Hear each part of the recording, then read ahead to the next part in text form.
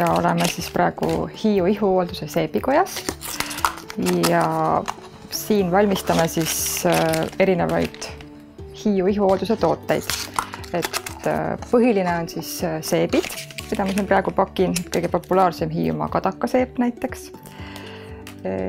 Ja siis üldse on neid seepe väga palju erinevaid, umbes 20 tükki. Ja põhiline on ikkagi see, et kasutada kohalikku toorainet. Et praegu suvel ongi meil sellise kohaliku toore korjamine. Korjame kadakaid, piparmünti ja muid ürte, mis siis lähevad seepide sisse lõhnaks ja tekstuuriks. Lisaks teeme veel mokamäärdeid, kehakoorijaid, vedelseepe, et mõttes hästi erinevaid asju. Kuna see tootmine asub meil talus, Pähklitalus, siis me teeme siin mitte ainult seepi, vaid meil on veel eraldi ka limonaadikoda. Ja limonaadikojas on, võiks öelda julgelt, et 100% hiiumaisest toorainest teeme siis limonaade. Et näiteks kui me korjame kadakat ja piparmünti, siis tulebki kadaka mündilimonaad.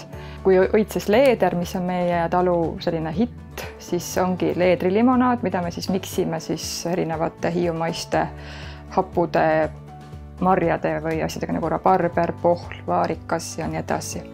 Müüme Hiiumaal, Eestis ja saadame ka Eestist välja, aga kuna me oleme väga väikesed ja tegelikult me tahamegi jääda selliseks talutootmiseks, siis me väga suurelt välja ei tahagi üldse müüa, et ongi see väike nišš on meie eesmärk.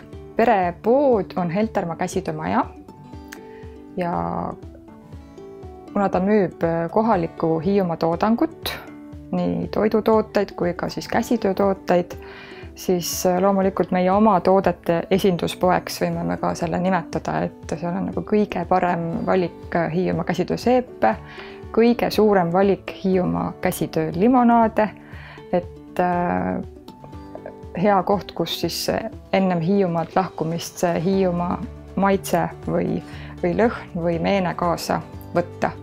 Peaaegu kogu meie toodang on pälvinud siis selle rohelise märgi, ehk siis Hiiumaa tooraine, Hiiumaal tehtud, Hiiumaa inimeste tehtud, et läbinisti Hiiumaa toode, ehk siis sellepärast ka rohelise märgi väärilised tooted. Ja kuna ka Heltermaa käsitöömaja